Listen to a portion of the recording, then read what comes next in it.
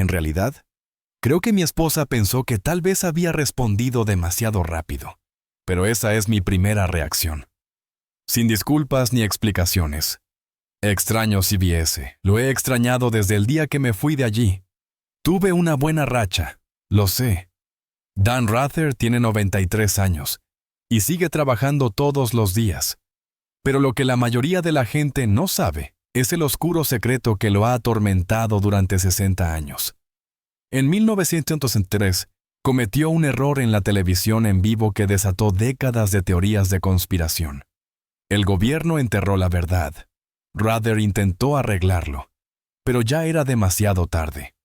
Luego vino el misterioso ataque en 1986.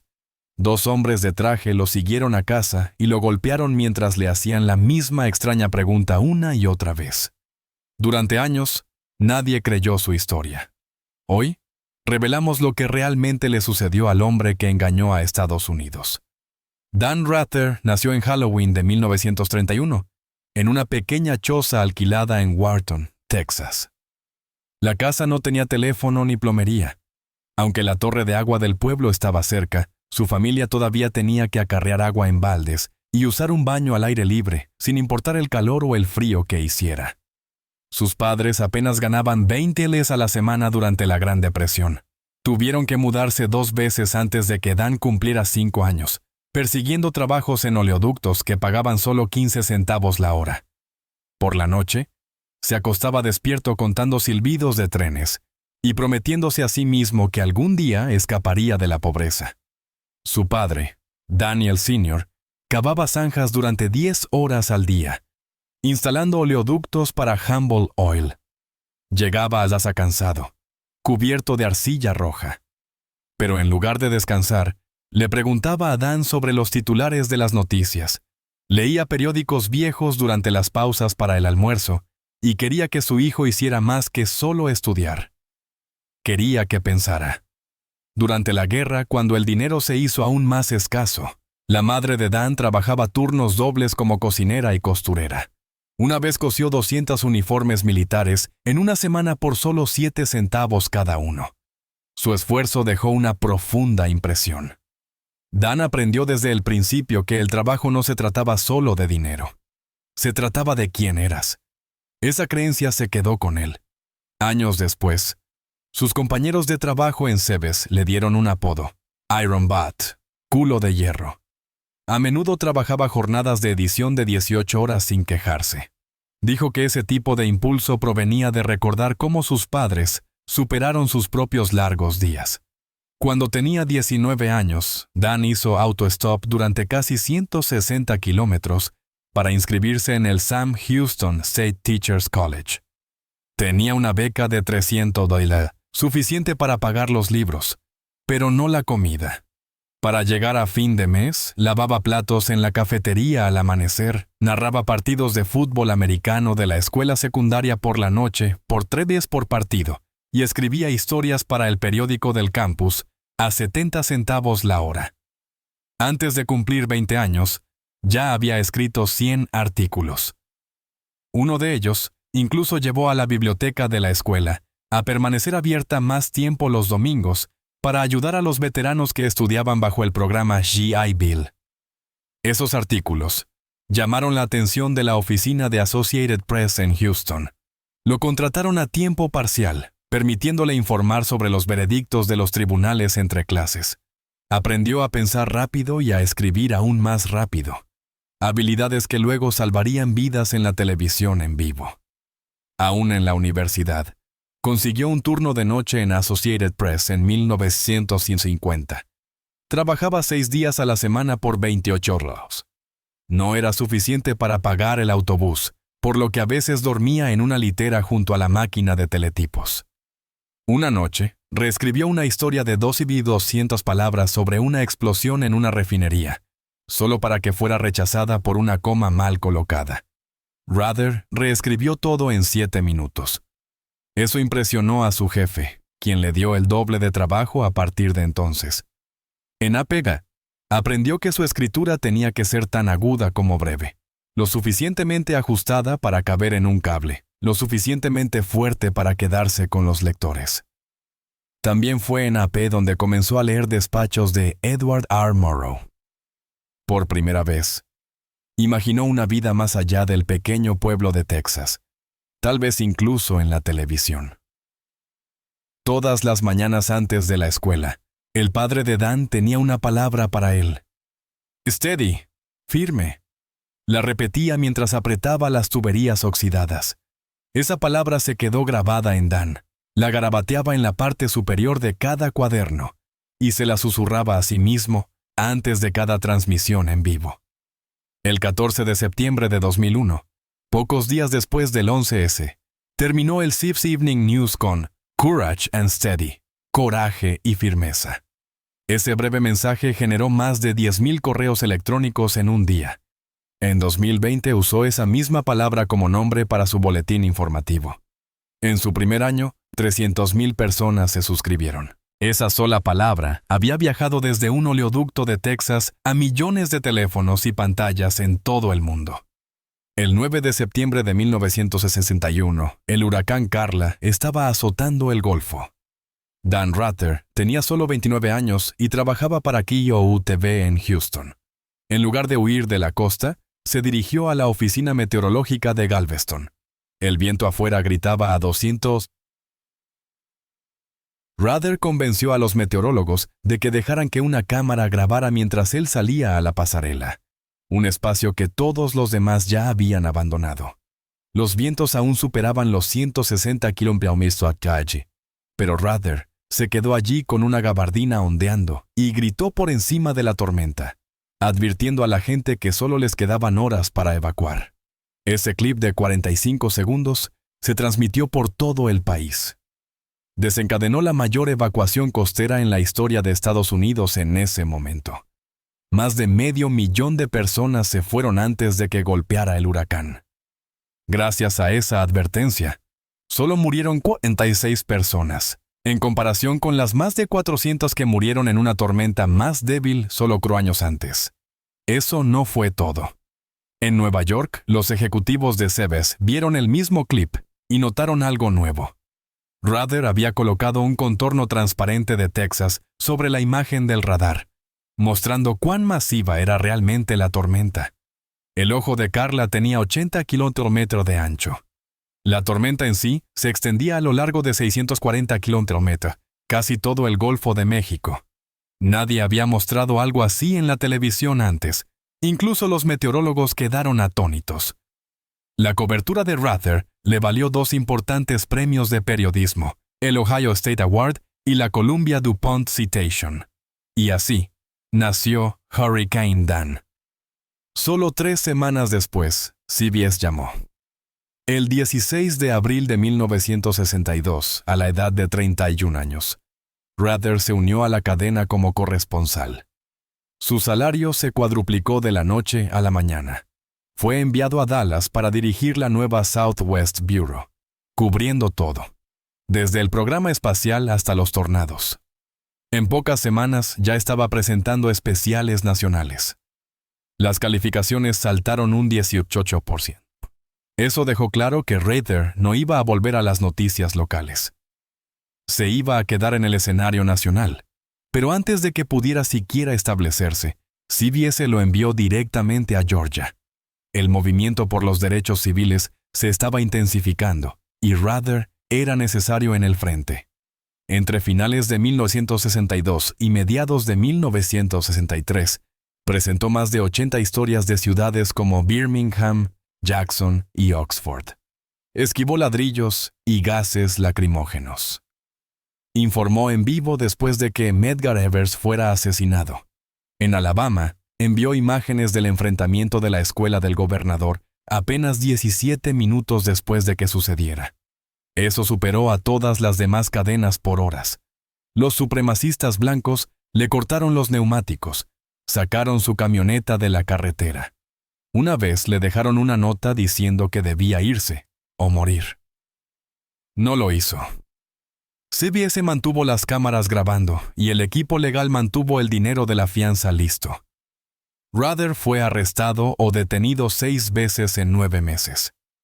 Ningún otro periodista de televisión pasó por tanto en tan poco tiempo. Dan Rather no se despertó esa mañana pensando que se convertiría en parte de la historia.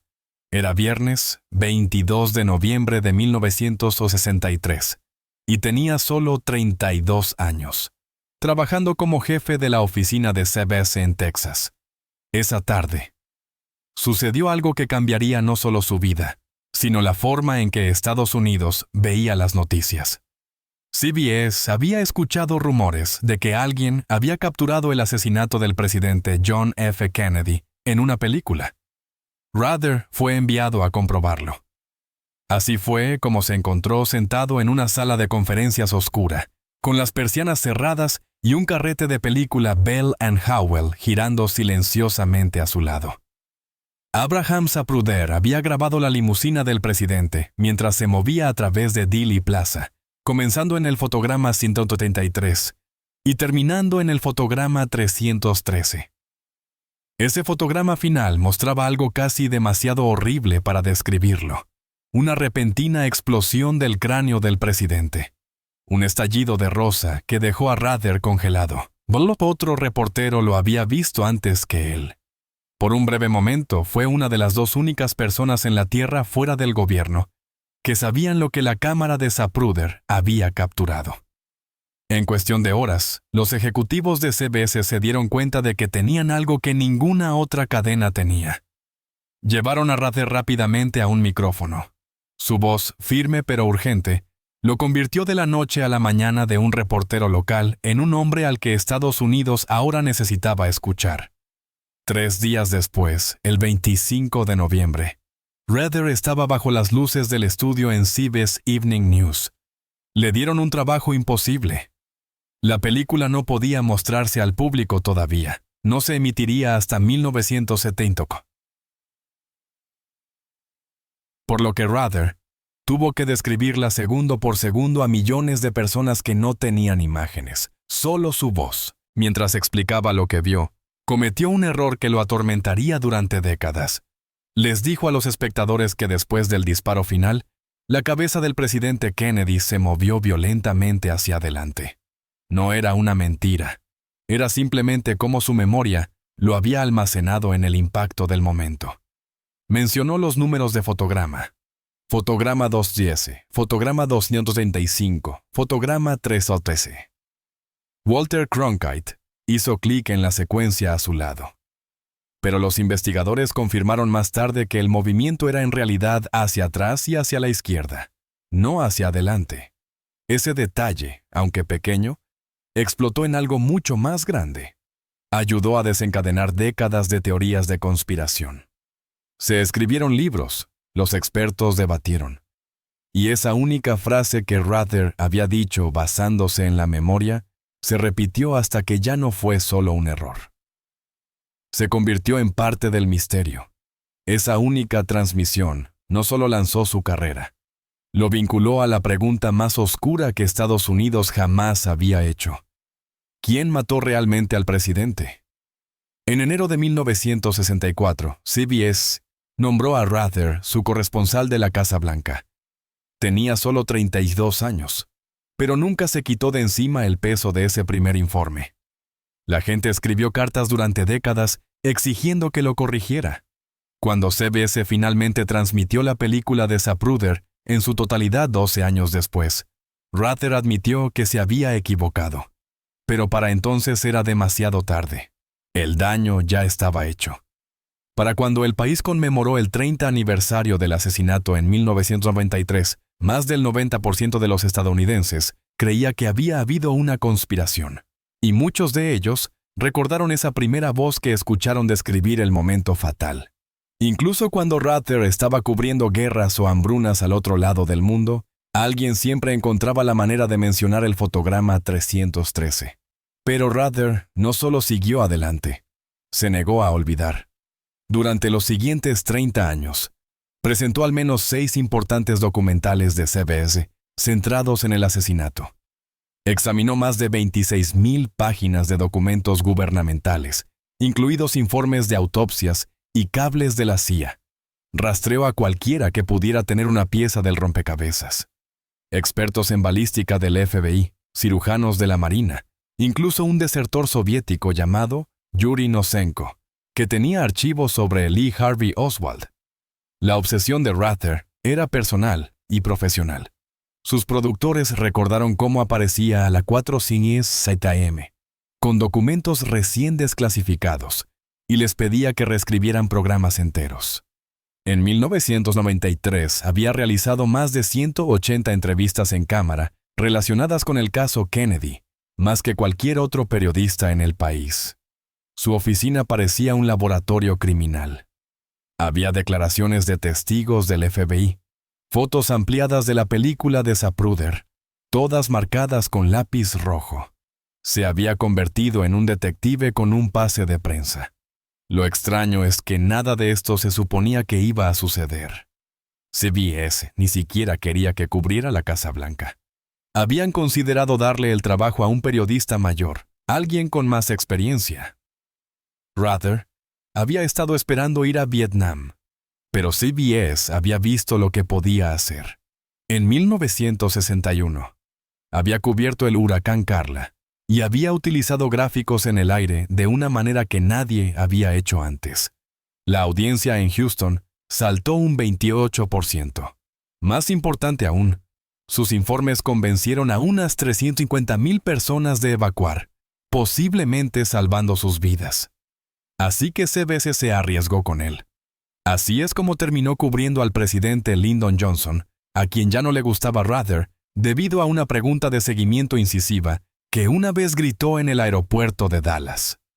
Esa historia incómoda preparó el escenario para la larga y difícil relación de Rather con el eventual reemplazo de Johnson, Richard Nixon. Para el verano de 1969, los ayudantes de Nixon ya habían decidido que Rather era un problema. Crearon un plan interno llamado Operación Pato para echarlo. El jefe de personal H.R. Haldeman quería clasificar a los periodistas como amigables u hostiles. En junio, Rather todavía estaba marcado como objetivo. En diciembre, se había movido a la lista de contra nosotros. En un momento dado, un ayudante incluso sugirió que CBS lo enviara a Austin y le pagara para que no trabajara durante un año. CBS se negó.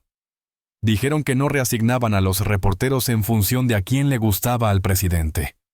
La Casa Blanca contraatacó inundando las estaciones de televisión locales con segmentos pro-Nixon. Tiempo al aire en el momento exacto en que Rather aparecía en la pantalla. Ese esfuerzo les costó a los contribuyentes alrededor de $400,000 en ese momento, lo que equivaldría a unos 3 millones en la actualidad. Un momento durante este período se volvió inolvidable. El 19 de marzo de 1974, Nixon estaba hablando en una convención de locutores en Houston. Cuando Rather se puso de pie para hacer una pregunta, la sala llena de partidarios de Nixon comenzó a abuchear. Nixon sonrió y preguntó, ¿te estás postulando para algo? Hubo una pausa. 7 segundos de silencio. Rather lo miró fijamente y respondió, no, señor. ¿Lo está usted? Instantáneamente llegó a los titulares. Al público le encantó, pero la Casa Blanca estaba furiosa. Billie Jean Thomas. 4 horas. CBS recibió 43 llamadas telefónicas de donantes políticos, exigiendo que Rather fuera despedido. Más tarde dijo que lamentaba el intercambio, no porque fuera irrespetuoso, sino porque el momento eclipsó la pregunta real que había querido hacer sobre el acceso a las pruebas. De 1902 a 1974, Rather entregó más de 200 informes de Watergate. Fue el primer periodista de la cadena en vincular directamente un pago de $25,000 a la campaña de reelección del presidente. Las calificaciones se dispararon un 18% durante sus historias, pero el rechazo fue intenso. CBS recibió miles de cartas de protesta. El 2% de ellos tenía la misma redacción claramente impresa por los comités republicanos. La gente de Nixon incluso trató de desenterrar suciedad, revisando los registros de impuestos y las facturas de viaje de Rather, pero no encontraron nada. Aún así, la presión era real. El Congreso dijo más tarde que esos informes fueron cruciales para cambiar la opinión pública.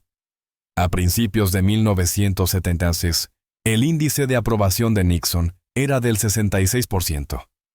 A mediados de 1974 había caído al 24%. Durante lo peor, la vida de Rather se convirtió en algo sacado de una novela de espías. En solo un mes, en 1973, CBS registró 16 amenazas de muerte separadas contra él. Una carta decía que sería colgado de la cerca de la Casa Blanca el día de la bandera. CBS instaló botones de pánico dentro de su casa. Incluso enterraron un sensor de presión debajo del arenero del patio trasero, donde jugaba su hijo de 3 años. Las amenazas eran así de específicas. La cadena contrató guardaespaldas pagando alrededor de $2,500 por semana, más que el propio salario de Rather. Incluso después de que Nixon renunció el 9 de agosto de 1974, las amenazas siguieron llegando.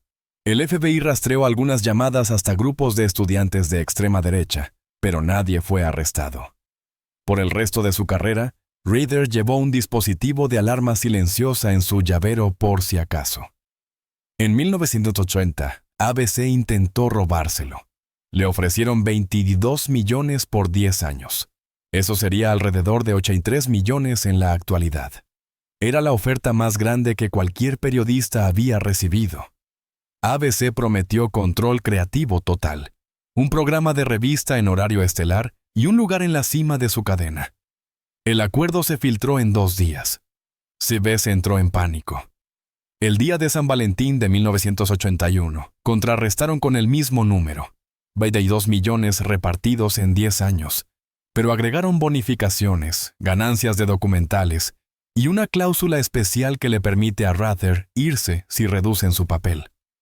Con extras, podría llegar a los 3 millones al año. Eso era 5 veces lo que había ganado Walter Cronkite.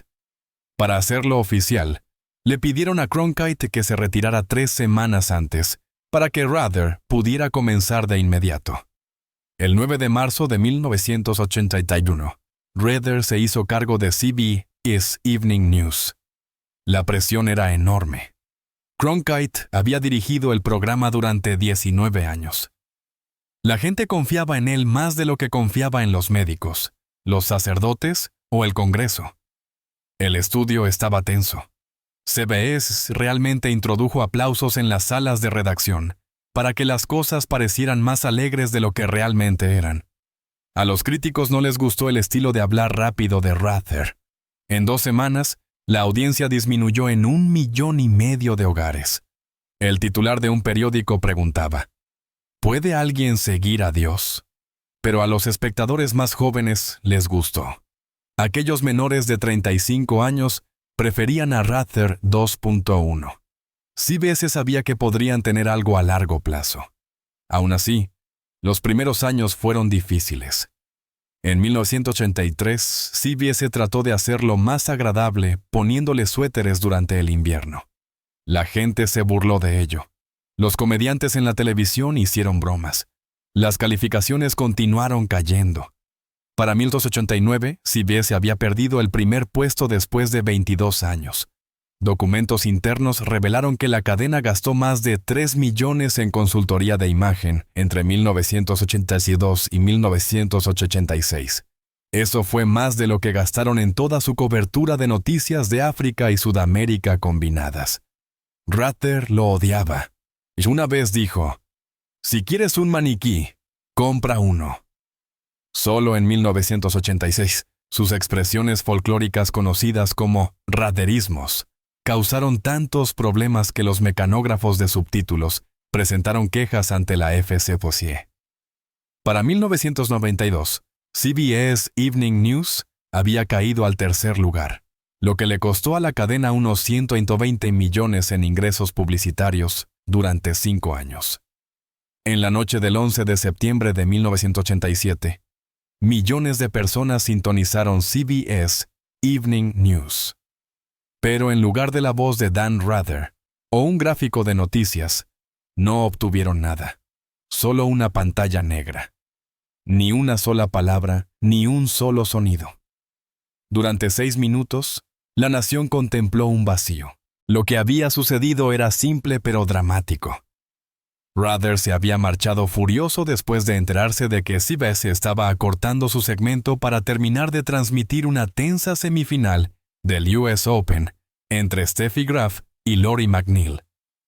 Cuando el partido terminó a las 6:32 p.m., hora del este, CBS volvió al estudio, pero la silla de Rather estaba vacía.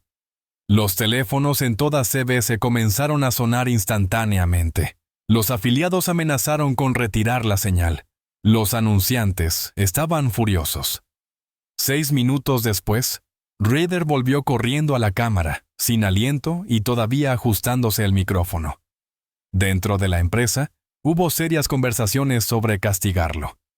Pero la gerencia sabía que suspender a su estrella solo empeoraría el desastre. Esa no fue la única vez que Dan Rather llegó a los titulares por algo que no tenía nada que ver con los informes. En la noche del 4 de octubre de 1986, salió del apartamento de un amigo y comenzó a caminar a casa. 2 hombres de traje comenzaron a seguirlo. Sin previo aviso, uno le dio un puñetazo en la mandíbula. Mientras Rather caía, repitieron una extraña pregunta una y otra vez.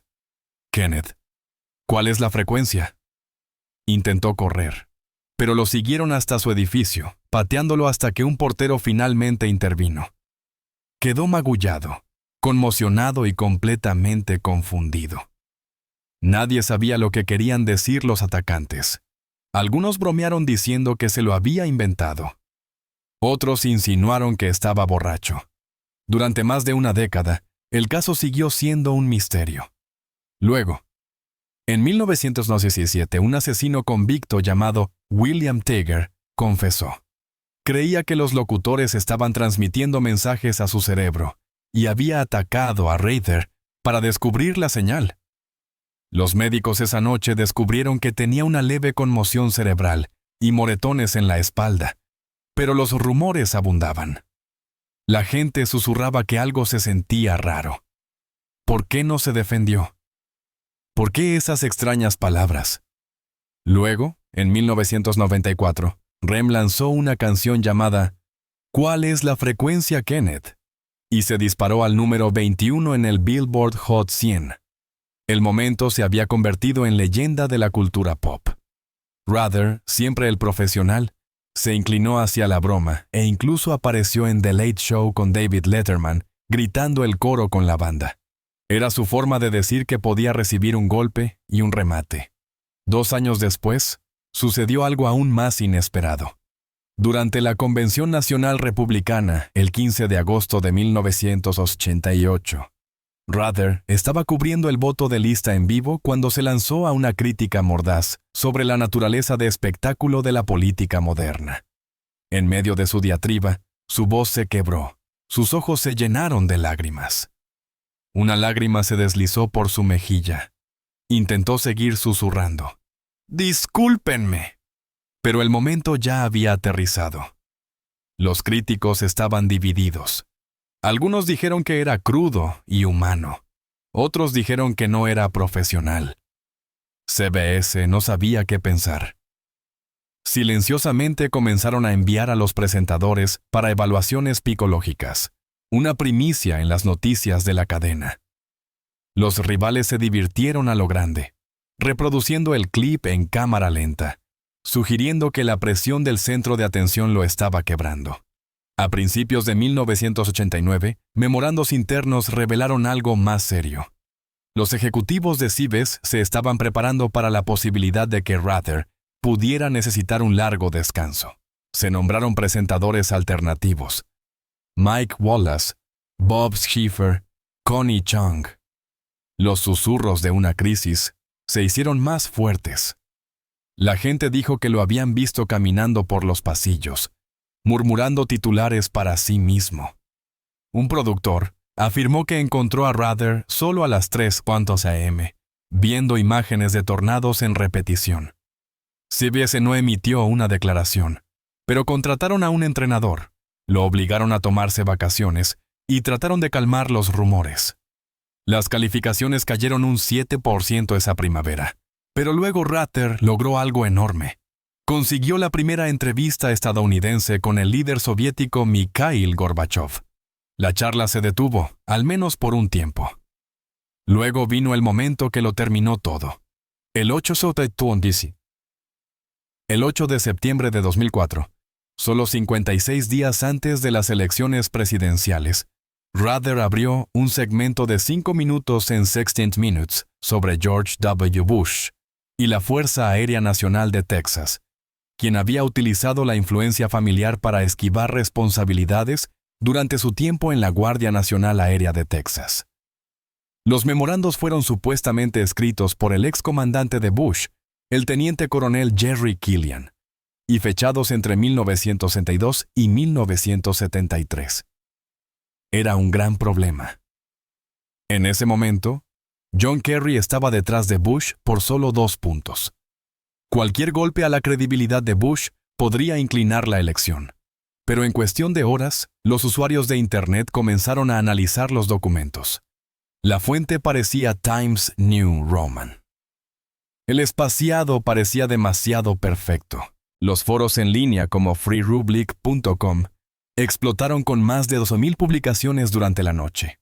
A la mañana siguiente, Ruthergate era el término más buscado en Google Noticias. Los memorandos parecían haber sido escritos con Microsoft Word, no con una máquina de escribir de la década de 1970. Las cosas empeoraron rápidamente. Resultó que las copias provenían de un oficial retirado de la Guardia Nacional llamado Bill Burkett. Los envió por fax desde un Kinko's en Abilene, Texas, y dijo que había quemado los originales. En 48 horas, un experto en fuentes recreó uno de los memorandos utilizando la configuración predeterminada de Word, línea por línea idéntica. Otros expertos dijeron que el superíndice preciso y el interletraje simplemente no eran posibles en la antigua IBM Selectric. Incluso el propio experto en escritura a mano de CBS admitió más tarde que solo había verificado la firma, no el formato. Burkett luego admitió que había mentido sobre de dónde provenían los papeles. Dijo que los obtuvo de una mujer anónima en una exposición de ganado. El hombre que supuestamente los escribió había muerto desde 1984. Nadie más pudo confirmar que fueran reales. El 20 de septiembre, CBS admitió que ya no podían respaldar los documentos. La disculpa duró solo 45 segundos, pero el daño fue irreversible. CBS sabía que necesitaban una limpieza más profunda. Solo 2 días después de la transmisión, contrataron al ex fiscal general de los Estados Unidos, Dick Thornburg, y al ex jefe de Associated Press, Louis Bocardi, para dirigir una investigación. La revisión tomó 4 meses, costó alrededor de 5 millones y produjo un informe de 234 páginas. Entrevistaron a 66 personas. El panel no calificó los memorandos de falsos, pero dijo que había serios problemas. CBS había ignorado las señales de alerta. Hubo una prisa por emitir. Mary Mapes, la productora principal, tuvo solo 5 días para verificar todo. Eso violó al menos 7 reglas internas de verificación. 4 personas fueron despedidas. Mapes fue despedida. Rather no lo fue. Pero su nombre apareció 70 veces en el informe, a menudo por no hacer las preguntas correctas. El informe se convirtió en un estudio de caso en las escuelas de periodismo. Prueba de cómo la velocidad y el sesgo pueden destruir una historia, incluso en las cadenas más respetadas. El 9 de marzo de 2005, exactamente 24 años después de que reemplazó a Walter Cronkite, Rather se despidió de CBS Evening News por última vez. Citó la famosa palabra de Edward R. Murrow: coraje. En privado, la gerencia ya le había dicho que no podía quedarse. Las calificaciones habían caído por debajo de los 6 millones. A su contrato todavía le quedaba más de un año, con un valor de 6 millones anuales. Pero fue trasladado silenciosamente a segmentos ocasionales de 60 Minutes, y finalmente dejó la cadena el 20 de junio de 2006. Había comenzado en CBS en 1962, cubriendo huracanes. Ahora, después de 44 años, estaba fuera. A diferencia de Tom Brokaw en NBC, quien tuvo una gran gira de despedida, a Rather le mostraron la puerta. Más tarde describió el momento como sentir que le habían quitado un órgano sin anestesia. No se fue en silencio. El 19 de septiembre de 2007 presentó una demanda de 70 millones contra CBS, Viacom y dos de los principales ejecutivos, Leslie Moonves y Sumner T. Redstone. Afirmó que lo habían silenciado para proteger las conexiones políticas. La demanda se prolongó durante más de 2 años. Le costó más de 2 millones en honorarios legales, todos pagados de su propio bolsillo. Pero los tribunales no estuvieron de acuerdo. Dictaminaron que CBS había cumplido su contrato al seguir pagándole. Incluso había producido 18 historias más para 16 Minutes después del escándalo. En 2012, se rechazó la apelación final. Dijo que lo hizo no por dinero, sino para limpiar su nombre. Pero la sala del tribunal tuvo la última palabra. Después de su última transmisión, su agente llamó a 11 cadenas diferentes. Todas y cada una dijeron que no. Algunos fueron directos, sin controversia, sin Rather. Entre abril de 2005 y junio de 2006, consiguió solo 2 trabajos en el aire, ambos periodos cortos para History Channel. En un momento dado, incluso audicionó para narrar un documental de Discovery Channel sobre tiburones. Lo rechazaron, diciendo que era demasiado polarizador. Cuando CBS vació su oficina en abril de 2006, su vieja tarjeta de acceso ni siquiera abría el edificio. Era como si lo hubieran borrado. Entonces sucedió algo inesperado. El 20 de julio de 2006, la pequeña cadena de cable de Mark Cuban, HDNet, se arriesgó. Le ofrecieron a Rather un $1 por adelantado y el 5% de las ganancias futuras. El pago era casi nada, pero le dieron completa libertad editorial. Su nuevo programa, Dan Rather Reports, se lanzó el 14 de noviembre de 2006 y triplicó el promedio en horario estelar de HDNet con 180,000 espectadores. Durante 9 temporadas, se emitieron 292 investigaciones. Viajó a 51 países. Ganó 3 premios Emmy. Uno de sus informes sobre medicamentos falsos contra el cáncer llevó a la FDA a allanar 28 clínicas en 48 horas. A los 74 años, Rather había construido algo nuevo desde cero. Incluso en la tragedia personal, no disminuyó la velocidad. En mayo de 2023, su esposa de 66 años, Jean Goebel, sufrió un derrame cerebral masivo. Pasó 3 meses en la UCI, y Rather estuvo allí todas las noches, pero no se tomó un descanso. Filmó episodios de The Big Interview durante las horas de visita en el hospital. Escribió su boletín informativo, Steady, desde salas de espera y pasillos. Los amigos se ofrecieron a hacerse cargo. Se negó. Dijo que su padre, un hombre que vivió la Gran Depresión, le había enseñado que las manos firmes construyen puentes. Jean regresó a casa bajo cuidado a tiempo completo. El 21 de abril de 2025 celebraron su 70 aniversario de bodas. Publicó una foto de su licencia de matrimonio de 1957 con la leyenda: "La vida es una fecha límite. El amor vence al reloj". Esa única publicación obtuvo 410,000 reacciones en solo 24 horas, la que más le ha gustado. Y aquellos que leen sus escritos ahora dicen que es más suave, más profundo, pero igual de implacable. Porque incluso después de todo eso, Dan Rather todavía está escribiendo, todavía firme.